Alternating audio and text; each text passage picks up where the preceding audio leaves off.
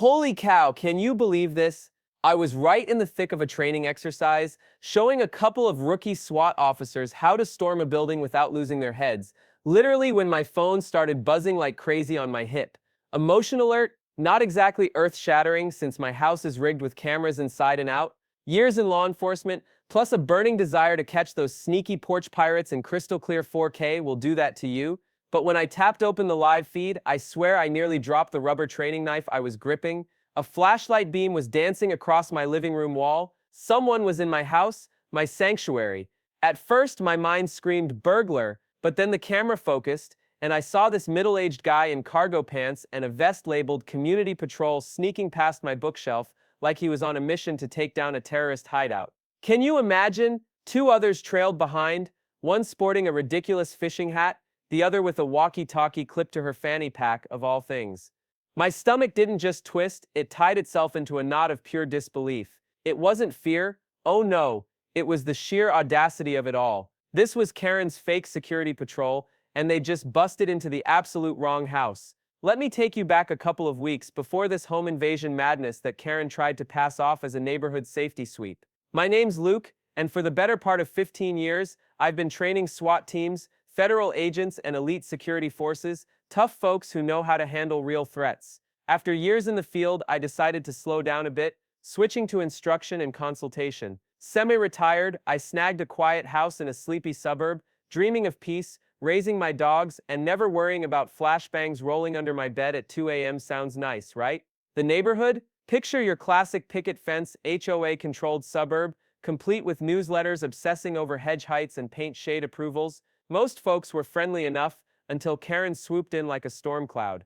Karen, no last name needed, was the ultimate HOA dictator, strutting around in a pastel cardigan with a permanent scowl plastered on her face. She had a laminated badge screaming HOA chairwoman, a whistle she'd blast during garbage day spats, and delusions of grandeur that would make a warlord blush. Seriously, who does that? Her latest obsession was a doozy, forming a civilian community safety task force. She swore crime was skyrocketing. Crime? Please! Someone left their trash bins out an extra day once. But in Karen's warped mind, our cul-de-sac was Gotham City, and she was Batman. She went all in, recruiting neighbors like she was building a squad of passive-aggressive Avengers. I'll give her one thing. She was committed. She printed uniforms, khaki shirts with Velcro name patches and neighborhood safety enforcer stenciled on the back, handed out clipboards and ordered everyone to log suspicious activity. Blinking porch lights, suspicious tinted windows, practically a felony in her book. Can you believe the nerve? Guess whose house topped her hit list?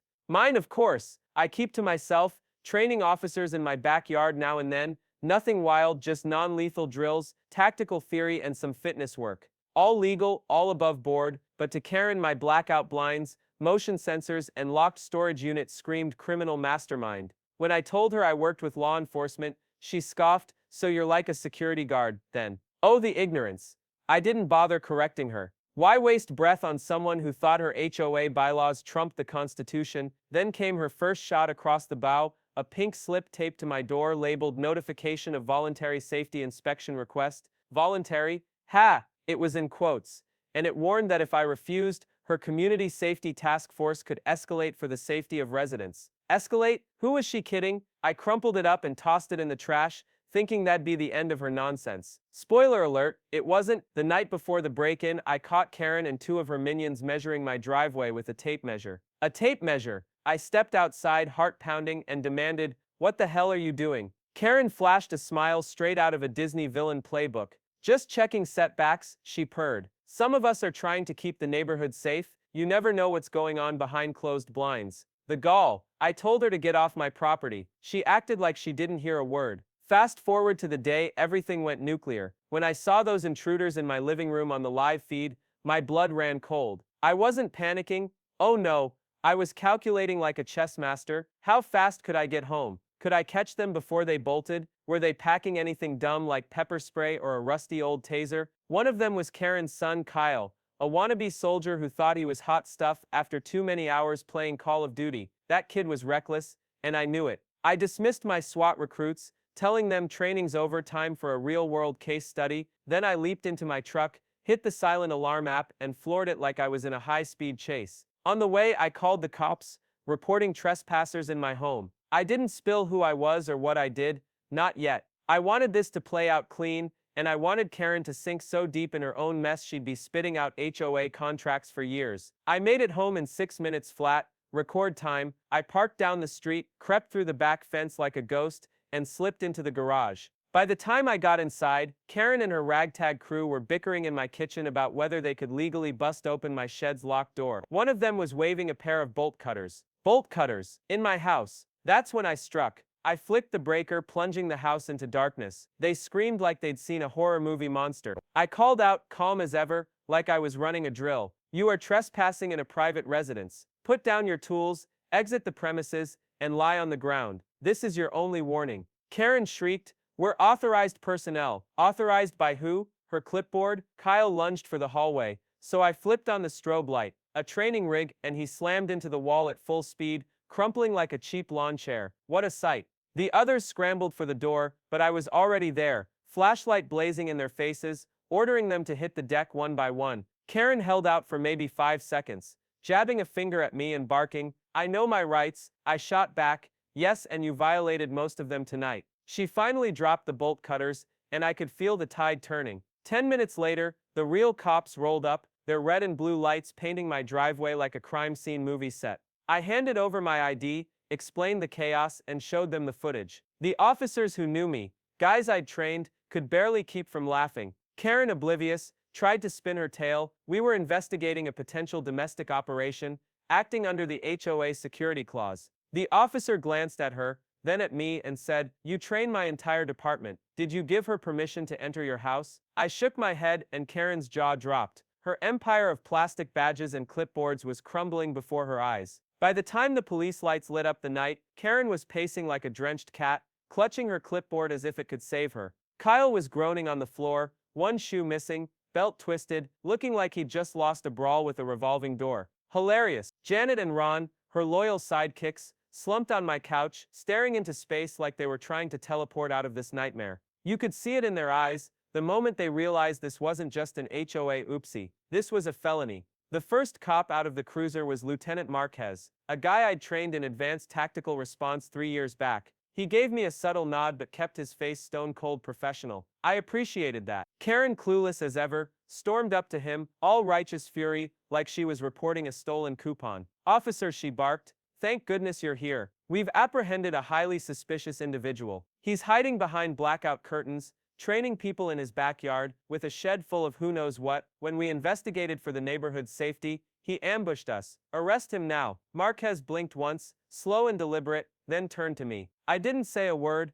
just held up my phone and hit play. Karen's voice blared from the speaker. Cut the lock. I don't care if it's illegal. He's probably building bombs in there. The silence that followed. Pure gold. It was the kind of quiet you only get when someone's caught red-handed, crumbs all over their shirt, standing next to a jar labeled evidence. Marquez crossed his arms and said, so let me get this straight. You and your volunteers forced entry into a private residence without a warrant, consent, or emergency justification. Karen sputtered like a car on its last fumes, pointing in every direction at once. It was an HOA-sanctioned wellness check. She finally blurted, a wellness check, with bolt cutters? Give me a break. I stepped forward, my voice calm but sharp. Karen, you picked the lock on my side gate, disabled my camera with a broom handle, and stormed my house with tools and weapons. That's not a wellness check, that's burglary. Kyle mumbled something from the floor, maybe we didn't mean to. Janet started sniffling. Ron pretended to be asleep. Marquez sighed, grabbed his radio, and called for backup. 3 trespassers, potentially armed, 1 injured, house clear, homeowner on site. Karen lost it. This is a misunderstanding. This is harassment. You're siding with him because he trained you. Marquez didn't flinch. No, I'm siding with him because I watched a 10-minute video of you breaking into his house with a bolt cutter and a flashlight. If this were anyone else's home, you'd be in cuffs already. Boom, she finally shut up. When the second patrol car arrived, reality hit them like a freight train. The cops were polite but firm. Kyle got checked by paramedics and tossed in a cruiser with an ice pack on his forehead. Janet and Ron were split up for statements. Karen stood rigid, refusing to answer questions unless they were legally mandatory, spitting out the phrase like she'd memorized half a courtroom drama and thought she was Perry Mason. As the cops worked, the neighborhood came alive. Curtains twitched, doors creaked open, and folks gathered like it was a block party. Mrs. Chambers across the street leaned over her porch rail, martini in hand, mouthing, "What the heck happened?" I shrugged and she grinned. One officer handed me a clipboard of incident reports. "We're filing charges for unlawful entry and possession of prohibited self-defense weapons. You pressing charges, or let the city handle it?" I thought for a second, it'd be easy to pile on, but Karen was already digging her own grave. "Let the city start," I said. "I'll step in if she tries anything else." He nodded. "Smart. Bet this isn't the last of her." No kidding. Karen was escorted out, not cuffed, but with a warning to steer clear of my property. Her face was a mix of rage and humiliation, like a cartoon villain caught with a fake badge. Neighbors crept closer as the cruisers left. "What happened?" one asked. "Karen's security team broke into my house." "Like actually broke in?" "Yup. Caught him on tape." Jaws dropped. Someone laughed. Mrs. Chambers muttered, "About damn time." I shut my door and exhaled. The house was a mess, drawers opened, furniture shifted, even the dog food container pried open. What were they expecting? A meth lab behind my spice rack? I spent the night cleaning, reviewing footage, and labeling files for the cops. Karen wasn't just annoying, she was dangerous, delusional, and had just enough sway to drag others into her madness. Staring at the video of her creeping through my home, flashlight drawn like she was hunting terrorists, I realized she had no clue who she was messing with. I train real tactical teams. I've advised agencies on lawful searches. She was playing G.I. Jane in a neighborhood where the worst crime was a dog pooping on the wrong lawn. This was personal now. She didn't just break the law, she shattered my trust in this community. I wasn't letting this slide with a police report. Karen needed to face consequences that'd stick, and I was ready to bring the fight with strategy, precision, and the tactical discipline I've taught for years. "Game on, Karen." "Karen," I snapped, my voice steady but sharp enough to cut through her nonsense. "You picked the lock on my side gate, smashed one of my cameras with a broom handle, and stormed my house with tools and weapons. That's not a wellness check, it's straight up burglary. Can you believe the audacity?" Kyle sprawled on the floor, mumbled something pathetic, "Probably we didn't mean to." Janet was quietly sobbing, tears streaking her face, while Ron just sat there pretending to be asleep, like that'd make this whole disaster vanish. What a crew. Lieutenant Marquez let out a heavy sigh, grabbing his radio like he was done with this circus. "Dispatch, we need backup at this address. 3 trespassers, potentially armed, 1 injured, house clear, homeowner on site." Karen exploded, her face red as a fire truck. "This is a misunderstanding. This is harassment. You're only siding with him because he trained you." She screeched. Marquez didn't even flinch. "No," he shot back, his professionalism slipping just enough to let her have it. "I'm siding with him because I watched a 10-minute video of you breaking into his house with a bolt cutter and a flashlight. If this were anyone else's home, you'd be in handcuffs by now." Bam! That shut her up real quick. Can you imagine the look on her face? When the second patrol car rolled up, the gravity of it all hit them like a ton of bricks. The cops were calm, professional but firm, no messing around. Kyle, poor kid, got checked by paramedics and was plopped in the back of a cruiser, clutching an ice pack to his forehead like he'd just gone 10 rounds with a wall. Janet and Ron were split up to give statements, probably wishing they could erase this night from existence. Karen, though, she stood there, stiff as a statue, refusing to answer questions unless they were legally mandatory. She spat out that phrase with the smugness of someone who'd binged half a courtroom drama and thought she was the next big-shot lawyer. "Oh please." As the officers sorted out the chaos, I leaned against my front door, watching the neighborhood wake up like it was showtime. Curtains twitched, doors creaked open, and folks started gathering like we were throwing a block party. Mrs. Chambers from across the street was the best. She leaned over her porch rail, martini glass in hand, mouthing, "What the hell happened?" I just shrugged, and she flashed a grin that said she was living for this drama. Who wouldn't? One of the officers strolled over, clipboard stacked with incident reports. "We're filing charges for unlawful entry and possession of prohibited self-defense weapons," he said. "You want to press charges yourself, or let the city take it from here?" I paused, weighing my options. It'd be so easy to bury Karen right then and there, but I knew she'd dig her own grave faster if I let her keep flailing. "Let the city handle it for now," I said, my voice calm but firm. "I'll jump in if she tries anything else." He nodded, a knowing look in his eyes. "Good call. I'm betting this isn't the last of her stunts." "You're telling me." "I'd bet my shed on it." Finally Karen was escorted out, not in cuffs, not yet, but with a stern warning to steer clear of my property. Her face was a twisted mess of rage and humiliation, like she still couldn't fathom how she, the HOA queen, got caught breaking into my house like some cartoon villain with a fake badge and zero self-awareness. How do you even convince yourself you're the hero in a story like that? As the last cruiser peeled away, a few neighbors crept closer, curiosity burning in their eyes.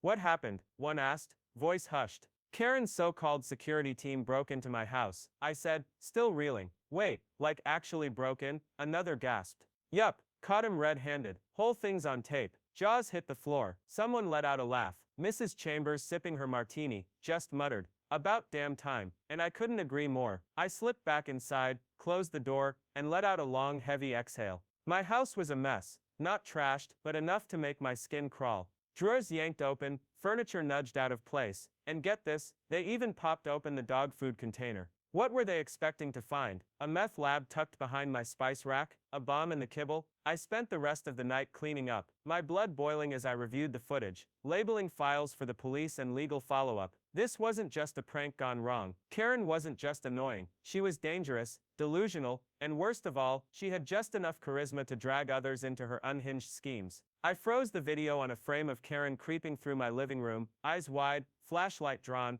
like she was starring in her own action movie, clearing a terrorist hideout. The irony, she had no clue who she was messing with. I've trained real tactical teams, advised law enforcement agencies on how to conduct searches the right way, lawful, precise, professional. And here was Karen, playing G.I. Jane in a neighborhood where the biggest crime was a dog pooping on the wrong lawn. Can you believe the nerve? But this wasn't just a law she broke. It was my trust in this community, my sense of safety in my own home. That's when it hit me. A police report wasn't enough. Karen needed to be held accountable in a way that'd leave no room for her to slink back. I was done playing nice. It was time to show her what a real response looked like, not with fists or chaos, but with the strategy, precision, and tactical discipline I've spent my entire career teaching. Game on. The fallout from Karen's little commando raid spread faster than wildfire. Less than 24 hours after her community patrol got busted playing House Invader at my place, the story blew up in our neighborhood group chat. Some kid, probably a teen who'd filmed the police cruisers lighting up my driveway, posted a blurry video of Karen being marched out by officers. It took exactly 4 minutes for it to go viral in our HOA. The caption, pure gold. Karen's cops arrested for breaking into SWAT guy's house. You can't make this up. I mean, come on, you really can't. Suddenly Karen, the woman who'd spent years terrorizing folks over mailbox paint colors and unapproved rose bushes, was in the neighborhood's crosshairs. The group chat erupted like a bonfire. People who'd never said a peep came out of the woodwork with stories. "Mr. Lynn 2 blocks over," said Karen once accused his 12-year-old daughter of domestic espionage for using binoculars in the backyard during a science project. Can you imagine? A single mom on Cedar Lane spilled that Karen's patrol tailed her teenage son home just because he wore a hoodie. And someone named Teresa. She had a whole file of Karen's handwritten warnings about suspicious composting. Composting. These weren't just HOA nitpicks, these were stalker-level obsession notes. As the stories flooded in, something incredible happened. People stopped fearing Karen. For 4 long years she'd ruled with intimidation, hiding behind bylaws and her fake neighborhood improvement shtick. But once her illusion of power shattered, everyone saw her for what she was, just another entitled busybody with too much time, too little real power, and a wildly delusional sense of importance. It was like the neighborhood finally woke up. The next morning, I was sipping coffee on my porch, trying to process it all, when a sleek, tinted, government-plated black SUV rolled up. My heart skipped a beat. I knew who it was before the door even opened. My buddy Evan stepped out, suit crisp, badge gleaming on his belt. We go way back. He went full federal, while I shifted to training and tactical consulting. He grinned like he'd just heard the gossip of the century. "Man, you always know how to throw a party," he said, chuckling. I nodded toward the house. "Wanna see the footage? I made popcorn." He waved it off.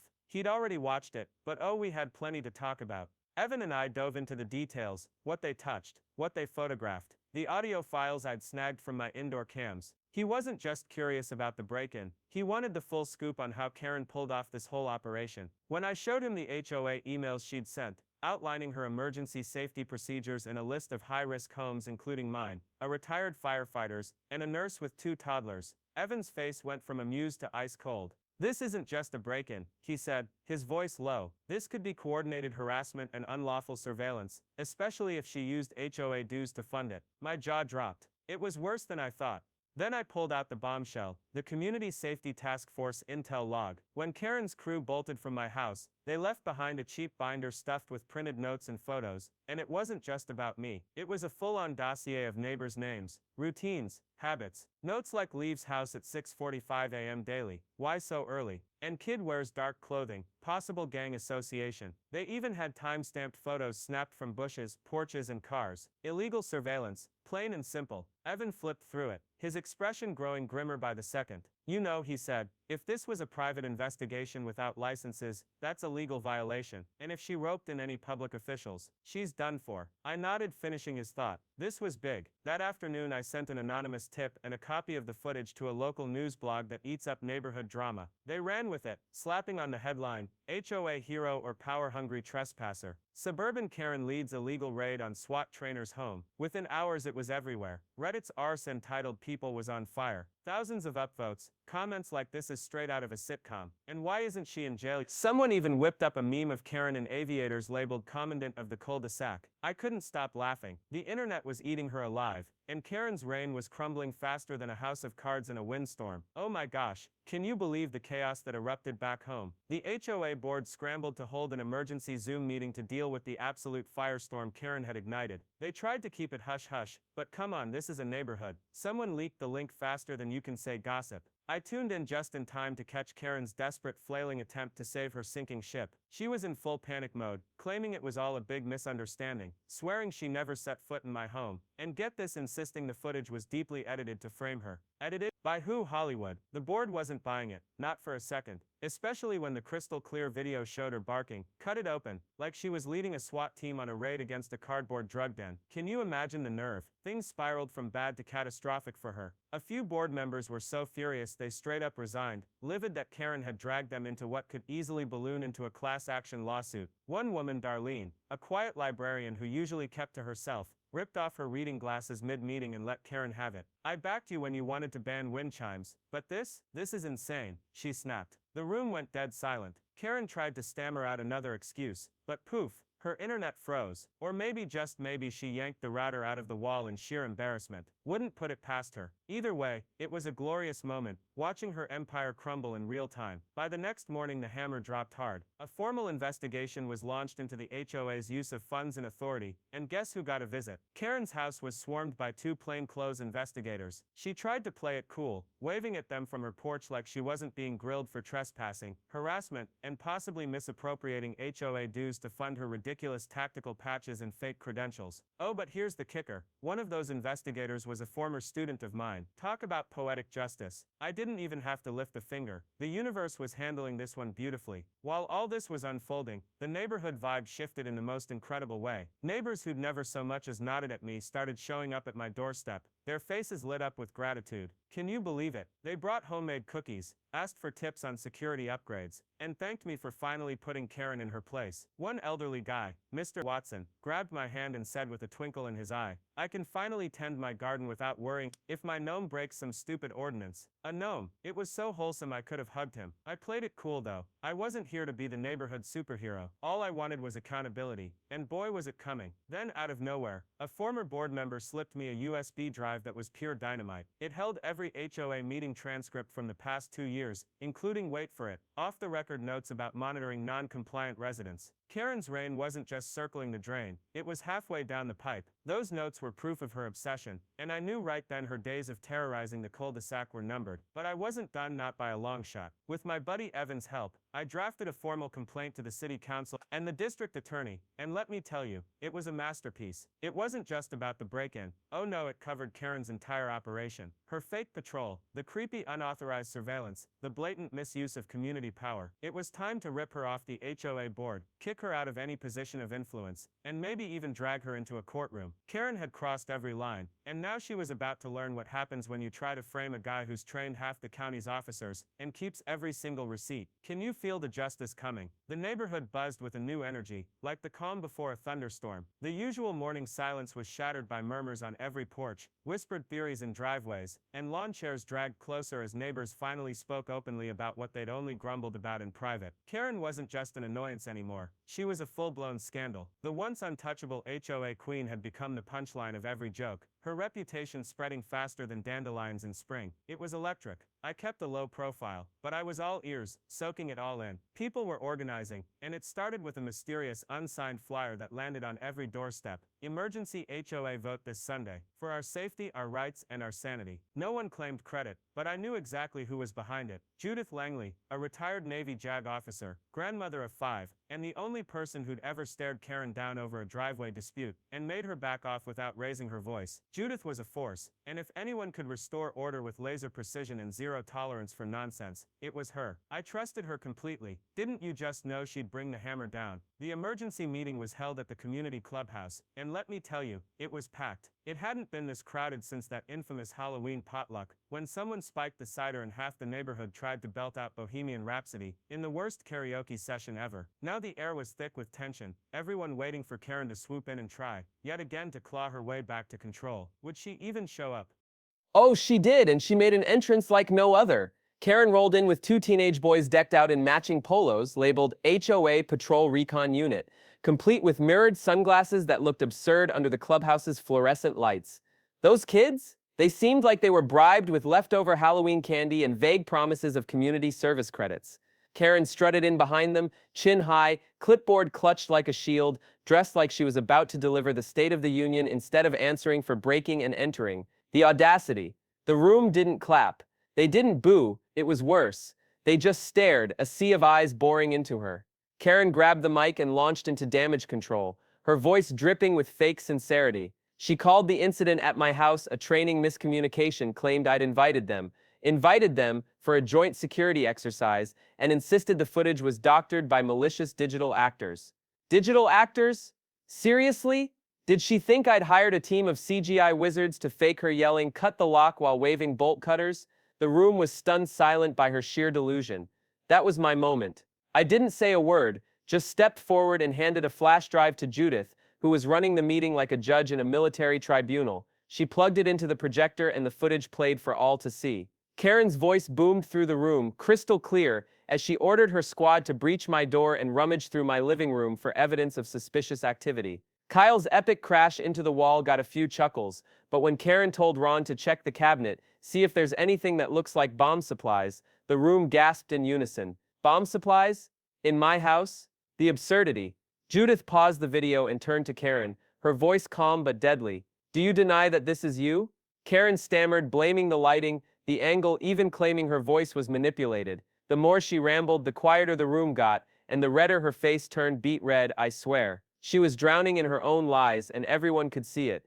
Then, out of nowhere, Mr. Adler, a retired cop who'd stayed quiet about Karen's antics until now, stood up in the back. I ran the audio through my department's forensic software, he said, holding up a folder like it was a smoking gun. It's authentic. Not edited, not manipulated. This is real. This is criminal trespassing, unlawful surveillance, and attempted coercion under the guise of HOA authority. Mic drop. The room erupted in murmurs. There was no coming back from that. A motion was made to boot Karen as HOA chair. Seconded. Voted. Passed in a landslide. Then came another motion to dismantle her so-called Community Safety Task Force for good and ban any similar group from forming without a 2/3 vote and city approval. That passed too.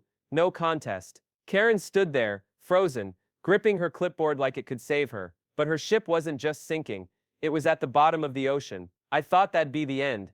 I really did. But Karen, she wasn't done making a fool of herself. The next day, she held a press conference on her front lawn, taping printer paper to a music stand and grabbing a megaphone to address 3 confused neighbors, a stray dog, and a mailman who turned and bolted the second he saw her. She declared herself a victim of tactical bullying, whining that her mission to bring order and protection was sabotaged by shadow forces. Shadow forces? Really? I watched from my porch, coffee in hand, laughing so hard I nearly spilled it. It was pure entertainment. Later that week, a formal letter from the city landed in my mailbox. Thanks to the footage, the flood of testimonies, and a mountain of complaints, they were launching a legal review of Karen's conduct, everything from HOA rule violations to impersonating authority and misusing community funds. She was staring down fines, a possible court date, and if guilty, a total ban from holding any HOA office in the state. Justice was closing in, and it felt so good. The best moment, though, came that weekend.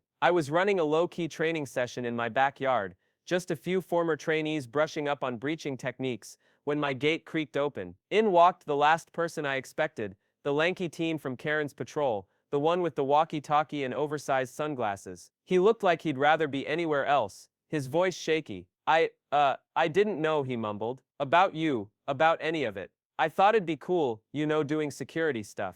But that was messed up. I didn't mean to break in. Poor kid was sweating bullets. I let him squirm for a moment, then asked, "You want to learn how to do this kind of work the right way?" His eyes lit up like Christmas lights. "Really? Sure," I said, "but first you're reading some manuals, and then you're fixing my fence." Your crew bent a hinge. He nodded so fast I thought his head might fall off, practically saluting me. It was poetic justice. The same kid who'd snuck through my house like a dollar store spy was now hauling tools to undo the damage. How's that for a redemption arc? As the sun dipped below the horizon, casting a warm golden glow over the neighborhood, I stood by my grill, flipping burgers and soaking in the sight of neighbors waving as they strolled by. Can you believe it? The air felt lighter, like a weight had been lifted off the entire cul-de-sac. A tentative peace had settled in, and it was glorious. Karen's house, once a hub of her self-proclaimed authority, was now a ghost town, windows shut tight, blinds drawn, her car unmoved for days. Was she still plotting some ridiculous comeback? Or was she quietly packing her bags,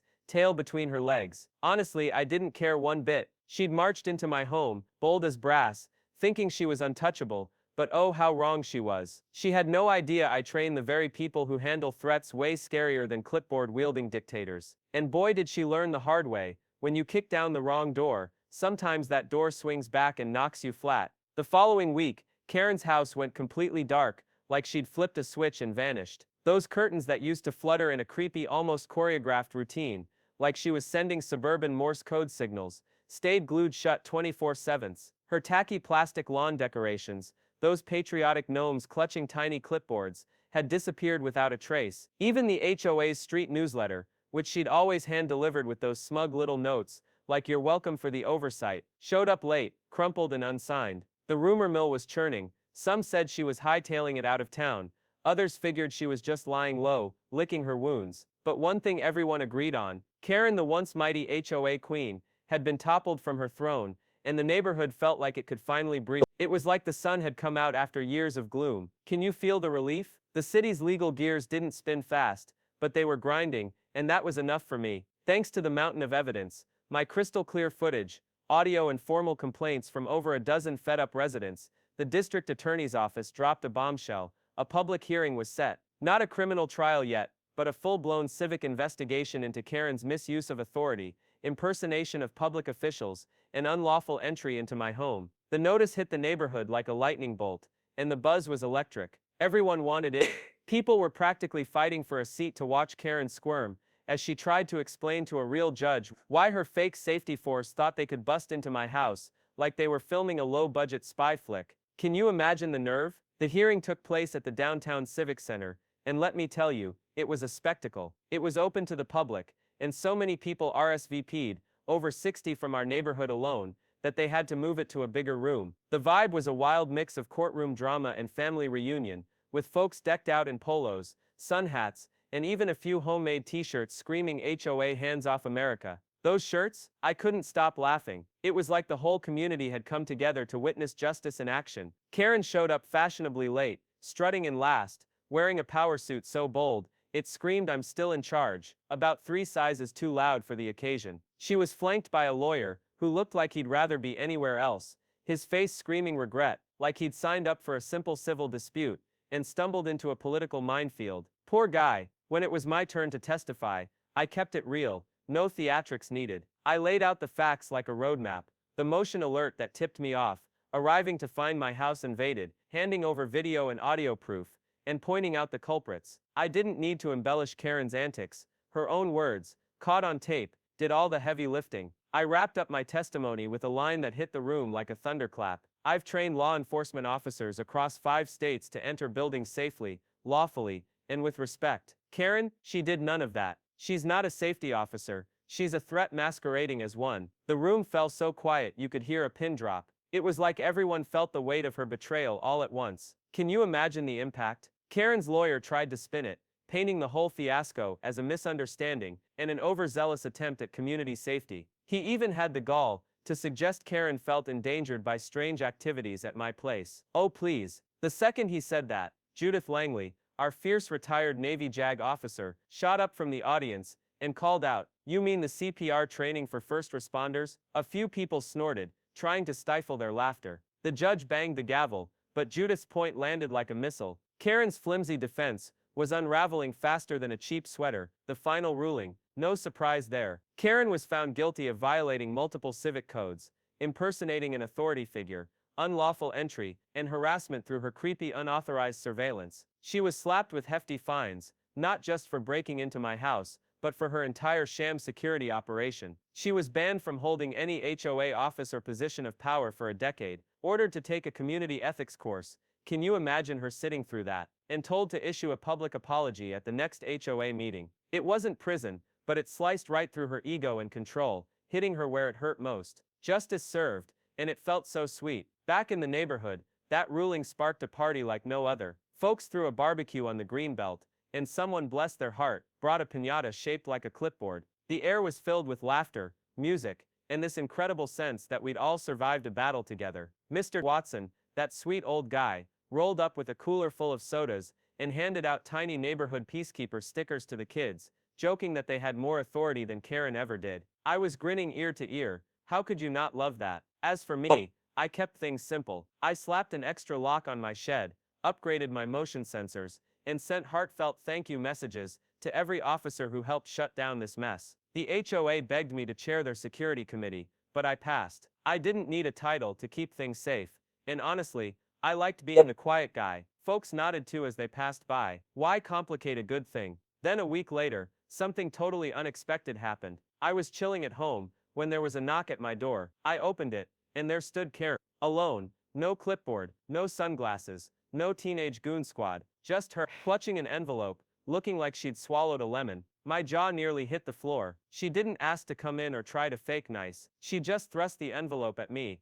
and muttered, "I was told to deliver the apology." I took it, nodded, and waited. She stood there for a second, like she wanted to say something, maybe defend herself, maybe explain, but then she just turned and shuffled back to her car. No eye contact, no goodbye, just pure silence. I opened the envelope to find a typed letter, clearly written by her lawyer, full of vague nonsense about unfortunate choices and misguided initiatives. But in the margins, in her shaky handwriting, were 3 words that stopped me cold. I was wrong. That right there closed the book on her reign for me. Can you believe she actually admitted it? The final twist came later that month, and it was a beauty. The HOA approved a new initiative to hire a legit, licensed security consultant to overhaul our safety policies. I didn't apply, but the board came knocking, asking me to consult, not full-time, just to offer advice, set up real practices, and keep things community-friendly. I agreed, but with one ironclad condition: no more plastic badges, no more fake patrols, and absolutely positive, no more Karens. They laughed, but I was dead serious. Now most evenings, I kick back on my porch, with a glass of iced tea, watching kids zip by on bikes and dogs chase squirrels, like it's the greatest game ever. The neighborhood feels calm, grounded, like it finally remembered it's a community, not a dictatorship obsessed with shrub heights. People stop to chat now, ask for security tips, or thank me for what I did. They call me the guy who stopped Karen, and I don't correct them, but in my head, I just did what anyone with training and a backbone would do. I defended my home, stood up for my rights, and showed a bully the door. No battering ram required. How's that for a win? And sometimes, when the sunset paints the sky just right, I catch a glimpse of Judith, our new HOA chair, standing tall with her notebook, actually listening to people instead of lecturing. No megaphones, no drama, just real leadership. It's like a breath of fresh air. So yeah, Karen's HOA security patrol thought they were heroes when they busted into my house. They had no clue I trained the real heroes, and now, they'll never forget it.